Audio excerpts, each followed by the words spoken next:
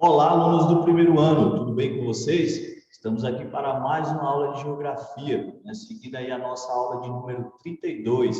Na aula de hoje nós vamos fazer aí uma revisão da nossa sequência didática, né? Que é o nosso último bloco lá, que é referente aos blocos 6, 7 e 8, certo? É meio que uma revisão já para a nossa próxima avaliação aí, que é a A6, certo? Os conteúdos que nós vamos ver na aula de hoje, eles fazem referências a assuntos que nós já tratamos aí lá no início, né, das nossas aulas, certo? Então a gente vai ter aí uma revisão sobre a classificação do relevo brasileiro, um pouco sobre a geologia do relevo brasileiro, a teoria da deriva continental e as placas tectônicas, forças endógenas, né, que são as forças internas aí que independem da ação humana, que ocorrem, né, partindo do interior da Terra e tendo as suas consequências aqui na superfície terrestre, na crosta terrestre, né, mais propriamente dito, e um pouco sobre as fontes renováveis de geração de energia aí, certo? Então vamos adiante aqui. Aqui a gente tem uma imagem que trata de forma bem clássica aqui como é que se estrutura aí toda a parte do relevo, né, no geral, né, que a gente não está falando específico do relevo brasileiro. A gente fala aqui de basicamente aí toda a estrutura geológica existente. Lá quando estudou estrutura geológica, a gente viu que existem três principais estruturas geológicas, né? São os dobramentos modernos, os escudos cristalinos e as bacias sedimentares. Aqui a gente consegue ver todos eles, né? Os dobramentos modernos se evidenciam nessa formação das montanhas, né? No Brasil não temos montanhas, dobramentos modernos. As áreas aqui de planalto, a gente poderia dizer que são onde são evidenciados os escudos cristalinos, e as áreas aí de planície, aqui no caso aqui a gente pode conceituar aqui como planície costeira, né? Então a gente, onde são áreas de deposição, as áreas de bacias sedimentares. Então a gente tem as montanhas, as serras, as áreas de depressão, que são áreas mais rebaixadas em relação ao seu entorno, né? Os planaltos, que apresentam aí, né, uma altitude considerável aí, né, em relação aí às planícies. As escarpas, ó, que são as paredes dos planaltos, né? As planícies, o oceano aqui, e aqui embaixo a gente tem a caracterização dos tipos de rocha desses tipos de estruturas, né? Rochas magmáticas, né, nessas estruturas mais antigas, e rochas sedimentares nessas áreas aqui de deposição, que são áreas mais recentes, né? Mais novas, de formação do relevo, se a gente for falar assim, tendo em consideração a questão geológica, certo? Mais adiante, aqui a gente tem um conceito de cada estrutura dessa aqui, ó, que são os planícies, planaltos, depressões, escarpas, montanhas, né? Eu vou colocar aqui para vocês visualizarem aqui um pouco. O que são as planícies? Qual é o conceito de planície? A gente acha que a área de planície é uma área totalmente plana? Não é, né? A gente tem a planície como terreno, né? Esse terreno aqui propriamente dito, plano com altitude de 0 até 100 metros, né, em relação ao nível do mar. Alguns autores colocam aí que essa variação de 0 até 200 metros, né, de ondulações, de variação, é considerado aí uma área de planície, certo? Com relação ao nível do mar. São formados pelo acúmulo de sedimentos trazidos pelas águas dos rios e mares, né? Planalto, né? Plano e alto. Muita gente acha que o planalto, né, é uma estrutura que é plana e alta, né? A gente está em cima de um planalto aqui, que é o Planalto Central, aqui no Distrito Federal, né? E a gente pode perceber, estando em cima aqui do Planalto Central, e sabe que é uma estrutura totalmente plana. A gente tem pequenas ondulações aqui, variações na altitude do relevo, mesmo estando em cima do Planalto. Então, terrenos, ó, mais altos que as planícies, com altitudes acima de 300 metros, ou 600 metros, né, como alguns colocam aí, né, que os 600 metros ele define, de altitude, eles definem a delimitação, né, entre a planície e o planalto, onde a gente consegue visualizar as escarpas e chapadas, né? O que são as escarpas e chapadas? São aquelas áreas elevadas, né? As escarpas, elas funcionam como se fossem aquelas paredes, né, do planalto, né, que evidencia ali na lateral. Então, em costas íngremes, né, costas íngremes de um penhasco, que geralmente surgem nas bordas do planalto. Se a gente descer o planalto central aqui de carro, sentido Formosa ali, tem uma área de descida, a gente consegue ver essas escarpas claramente, essas paredes do planalto. Áreas de depressão, a gente já viu também, né? Só relembrando, são áreas mais rebaixadas com relação ao seu entorno. E aí tem a questão das depressões relativas, né, que são acima do nível do mar, que a gente tem essa linha pontilhada, que vai delimitando isso aí. E aí a gente vai ter as depressões que estão acima do nível do mar, são depressões relativas. Abaixo do nível do mar, são depressões absolutas, certo? Lembrando que no Brasil não temos as depressões absolutas, apenas depressões relativas, que é o que a gente estudou lá quando estudei a classificação do relevo, que a gente vai ver um pouco mais sobre essa classificação do relevo aqui, certo? Então, conceituando e firmando aí, ó. Planalto são superfícies onde predomina intenso processo de erosão, né? Estruturas mais antigas, mais elevadas, a erosão é muito mais intensa, o processo erosivo. Situa-se aí entre 200 metros e 2.000 metros de altitude, né? A gente tem essa variação, e apresentam forma aplanada, ou morros, serras ou elevações íngremes de topo plano, que são as chamadas chapadas. Aqui a gente vê, ó, a escarpa aqui, ó, a escarpa que seria essa parede aqui, né, dessa chapada, né, desse Morro do Painás, que fica ali na Chapada Diamantina, no estado da Bahia, certo? Então, é uma estrutura aí que a gente pode chamar de estrutura de planalto, onde a gente tem a evidência das chapadas, certo? Que pode ser considerado também relevos residuais, que a gente estudou lá, né? Que é aquele relevo que fica ali no meio como um morro testemunho, né? Do processo erosivo que aconteceu ali ao longo de milhares de anos aí, certo? Aqui a gente entra na parte aí da classificação do relevo brasileiro. Lembra que a gente tem 3 classificações importantes aí, né? Existem mais classificações, as 3 principais são essas aí, ó, certo? Então, as diferentes classificações, o que é que a gente pode ver dessas diferentes classificações do relevo brasileiro? O Haroldo de Azevedo, ó, nos anos 40 e 50, ele fez essa classificação aqui do relevo, ó, as grandes divisões do relevo brasileiro, que onde ele evidenciou aí a estrutura, a questão das formas de planalto e planície, né? Observem aqui que a gente não tem evidenciado ainda a questão das depressões, porque anos 40, anos 50, a tecnologia não estava tão disposta aí para a gente ter essa precisão, né, nessas áreas mais rebaixadas em relação ao seu entorno. Então, o que ele conseguiu observar com o que se tinha de técnica na época foi a ocorrência dos planaltos e das principais planícies, planície amazônica, planície aqui do Pantanal Mato Grossense, planície litorânea, né, e os planaltos centrais, planalto atlântico, né, Planalto Meridional e Planalto das Guianas lá em cima, certo? Foi o que ele conseguiu evidenciar. Partindo lá para os anos 60, o professor Aziz Abissabel, ele já deu uma incrementação, né? Trouxe a questão, ainda não tinha a questão das depressões, ainda com os planaltos e planícies, mas ele conseguiu evidenciar aqui, ó, estruturar novas estruturas que não eram mencionadas no anterior do Haroldo de Azevedo, né? Onde ele trouxe aí a questão dos planaltos das Guianas, mantinha, né, que já tinha o central, meridional, o planalto nordestino da Borborema, que aqui estava incorporado, né, as serras, né, de leste e sudeste, Maranhão, Piauí, e Uruguai e o Rio Grandense, que está no sul, né, e as planícies de terras baixas da Amazônia, planícies serras baixas aí costeiras e as planícies do Pantanal. E aí vem na década de, mais ou menos, década de 80 para a década de, final da década de 80 para a década de 90, vem a classificação do professor Jurandir Rossi, né, onde ele traz aí essa conceituação da questão das depressões que não apareciam, né, nas outras classificações do relevo e que agora elas começam a aparecer aqui, né? Então, a novidade que se tem nessa classificação do relevo a partir do professor Jurandir Rossi, né, é o que? A evidência das depressões, que não aparecia em nenhuma das outras. Como é que ele conseguiu evidenciar essas depressões?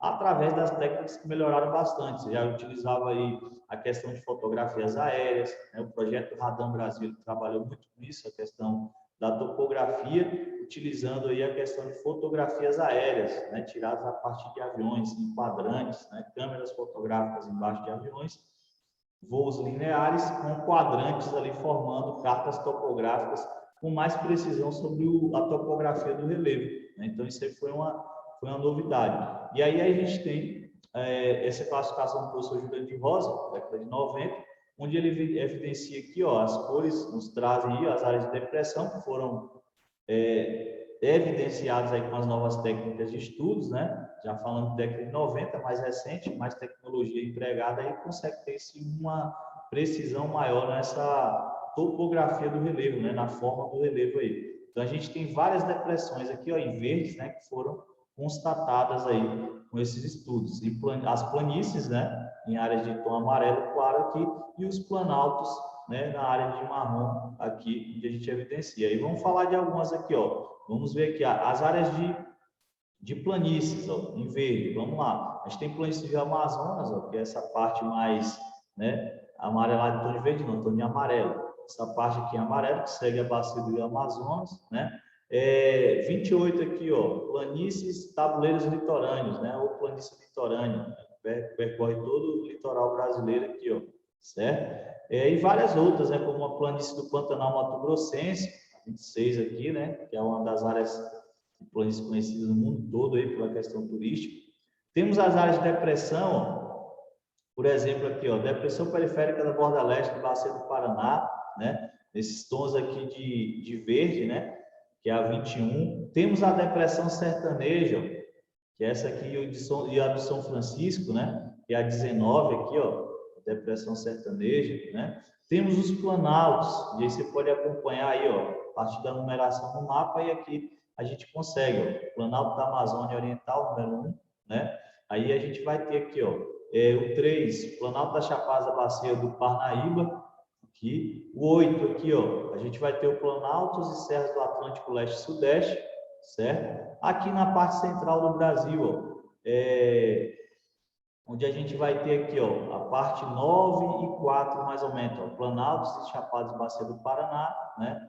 Planaltos e Chapadas dos residuais norte-amazônicos, planaltos residuais sul-amazônicos, né? Então a gente vai ter uma sequência de planaltos aí, onde a gente tem essa cor aí mais amarronzada aí, certo? O Planalto da Borborema 11 aqui, ó, que é o planalto responsável por impedir a passagem das chuvas, né, que vem dos oceanos para parte da depressão sertaneja, né? O que causa aí é a seca do Nordeste, né? A pouca umidade chega aí na depressão sertaneja é consequência dessa estrutura de relevo aqui, ó, que é o Planalto da Borborema, né? Então as chuvas vêm, ao se chocarem aqui com o Planalto da Borborema, ocorre aí a chuva de barlavento, a chuva cai e não consegue ultrapassar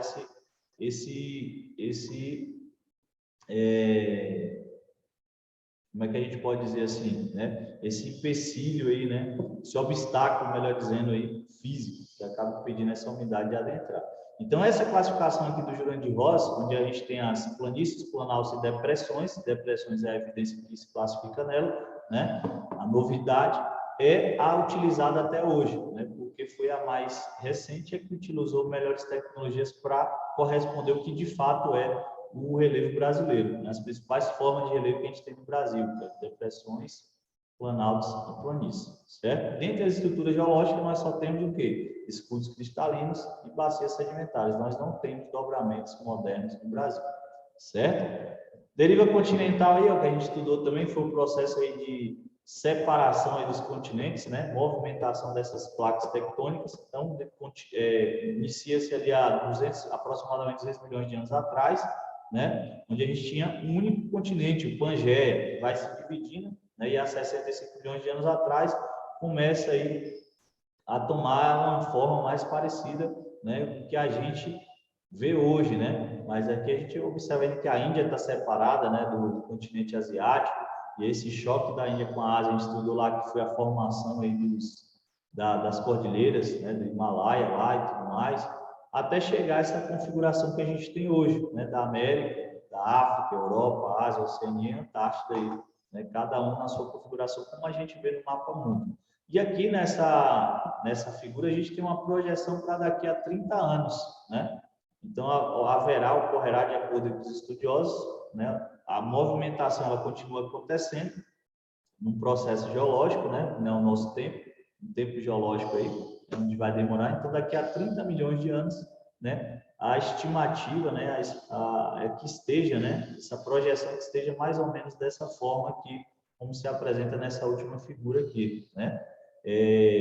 Uma ampliação aqui, ó, o mar Mediterrâneo se abrindo, se interligando aqui com o Oceano Índico, né? A Oceania já não mais solta aqui, como se apresenta hoje em dia, né? Mas já quase que se misturando aqui com o continente asiático, né? Por conta dessa movimentação das placas tectônicas, certo? E aí a gente tem aí as principais placas tectônicas, né? E o destaque vai para os tipos de movimentos, né? As placas se movimentam e a gente vai ter os movimentos convergentes, divergentes, tangenciais ou transformantes, são aqueles paralelos.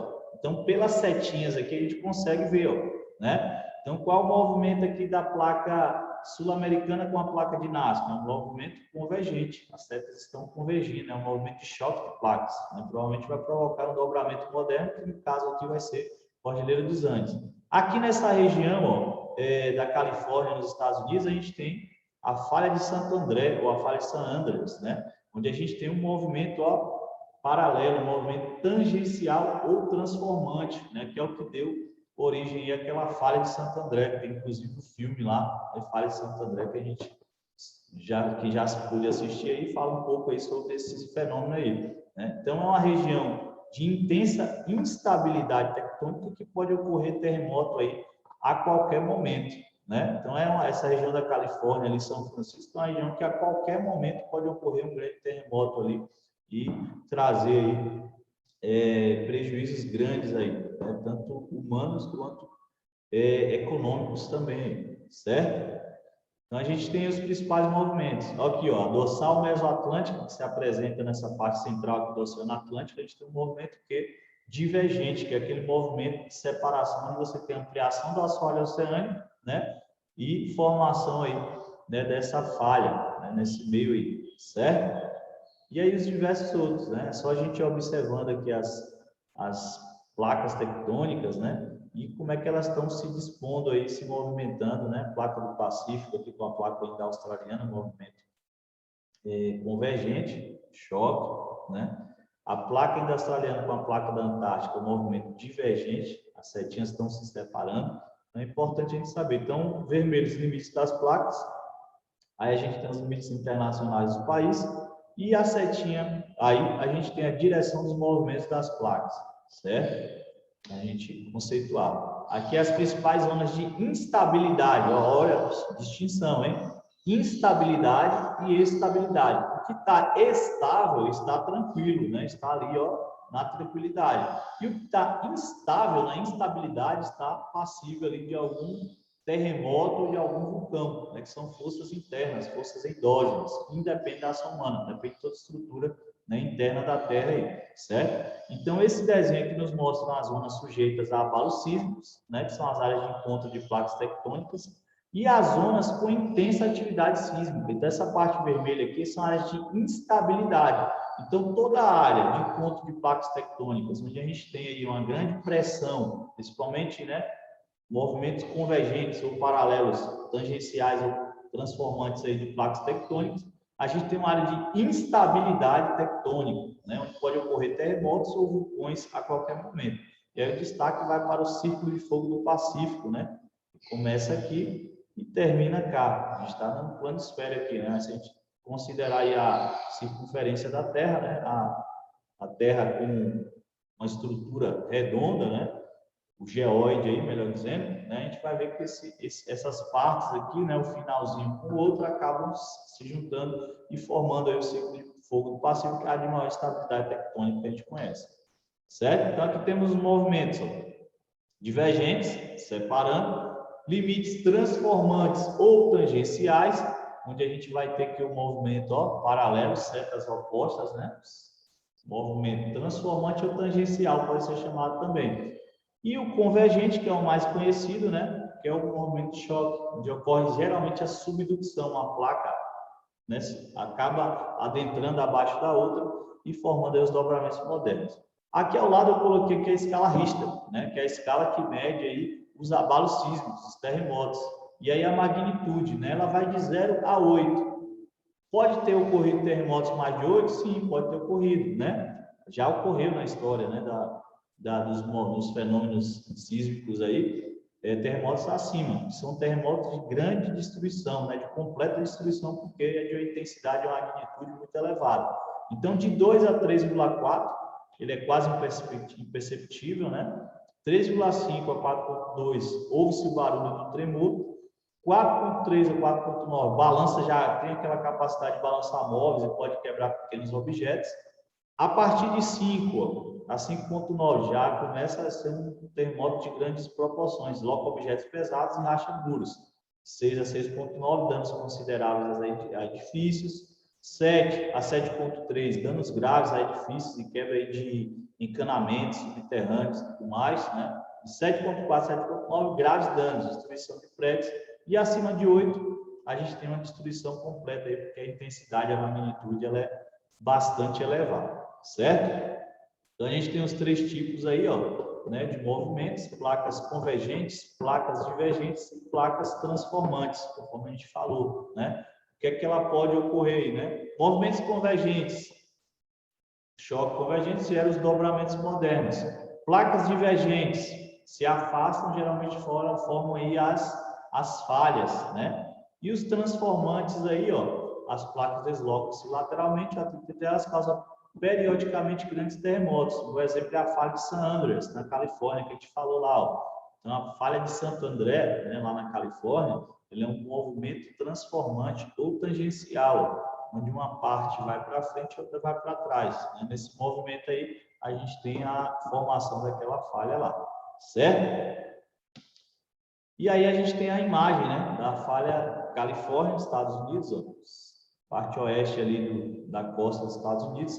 Aqui a gente tem a estrutura, né, onde se localiza fisicamente aqui a falha de Santo André, ó, né, que pega ali aquela parte ali da costa oeste da Califórnia, chegando até cá o México, cá embaixo, certo?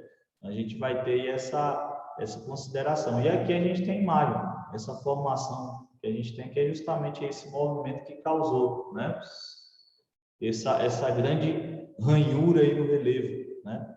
Fruto e objeto desse movimento transformante ou tangencial das placas tectônicas nessa localidade aí, certo? Vamos adiante.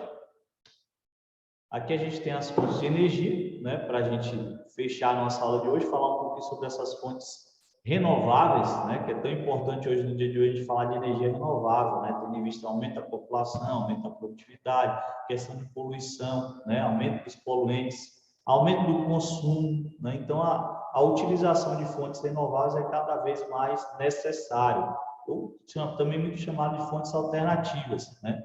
Então, fontes de energia, existem as fontes de energias renováveis e não renováveis, a gente já falou sobre isso. Renováveis são aquelas que você utiliza, né, o recurso natural e não altera a composição química dele. Ele volta para a natureza e continua sendo aquele elemento, né, sem alteração da sua composição. As não renováveis são aquelas que eu utilizo, por exemplo, petróleo, queimo o petróleo nunca vai voltar a ser petróleo. Vai ser o quê? Fuligem, vai ser gás carbônico, dióxido de carbono, monóxido de carbono, fruto da queima desse combustível. Então, sempre que a melhor opção seria utilizar apenas as renováveis, né? São as fontes que não se esgotam com o passar do tempo, não são finitas e por isso podem ser utilizadas aí para sempre, até onde se sabe, né? Então, as hidrelétricas, que é a matriz energética nossa, né? Elas são fontes renováveis. A utilização da água, da força das águas para gerar energia elétrica, ela não altera aí a composição da água, né? Então, a gente pode considerar aí o Brasil aí um gerador um produtor de energia, né, que tem a sua matriz energética renovável. Não são infinitos porque o ciclo da chuva e a tendência que sempre tenhamos é água na natureza. Porém, nas últimas décadas questiona-se muito a questão da água realmente é um recurso infinito, né? Atualmente nós estamos passando aí por uma parte de crise hídrica na parte do centro-sul do Brasil, né, principalmente, né, onde os reservatórios estão com seus volumes minimizados, né, fruto aí da estiagem prolongada. E aí afeta na questão da produção de energia elétrica. Por isso que a energia está mais cara, né? A tarifa vermelha é acionada por conta que as termoelétricas são acionadas em maior volume e quantidade aí para poder abastecer e equilibrar o operador nacional, né? Essa geração, essa interligação da energia circula no país todo. Então, sem as termoelétricas, a gente não consegue ter esse equilíbrio aí de geração de energia quando os reservatórios estão baixos. Então, um ponto negativo, negativo das hidrelétricas é esse. Se tiver uma estiagem prolongada, o reservatório diminui e acaba afetando na questão aí da geração de energia. A gente tem a energia eólica, que o Brasil tem crescido bastante com os parques eólicos, né, que são importantíssimas, né? Fonte de energia renovável, gratuita, não poluente, né? Você puxa a energia dos ventos ali, né? São infinitas justamente porque são produzidos por moinhos de vento, são aqueles aerogeradores. O Nordeste é um grande potencial, a parte oeste da Bahia também é um dos maiores parques eólicos que nós temos no Brasil. E aí a gente tem essa energia limpa sendo gerada né, de uma forma sustentável. A solar também vem crescendo bastante, apesar de ser ainda uma tecnologia muito cara, né, mas são as fontes de energia originárias do Sol, são infinitas, pois a única necessidade é ter luz, né, aqui está a luz do Sul, gente, mas a luz do Sol, para que sejam produzidas, certo? E aí outras fontes que a gente pode ter como renováveis são as energias geotérmicas e os biocombustíveis, né, que associam essa questão de você produzir energia sem gerar muito poluente aí, certo? Então aqui a gente fecha a nossa aula de hoje aí, mostrando um pouco das imagens aí das matriz renovável nossa, que é a hídrica, né, a hidrelétrica, ali a energia solar com as placas fotovoltaicas, a eólica aqui com, né, os aerogeradores, elétrica. Essa elétrica são pequenas fontes geradoras de energia, tá? O biogás e a biomassa que utiliza a matéria orgânica para transformar em energia, certo? Então fechamos a nossa aula de hoje aqui com energias renováveis. Espero que vocês tenham gostado. Forte abraço a todos e até a próxima aula. Tchau, tchau.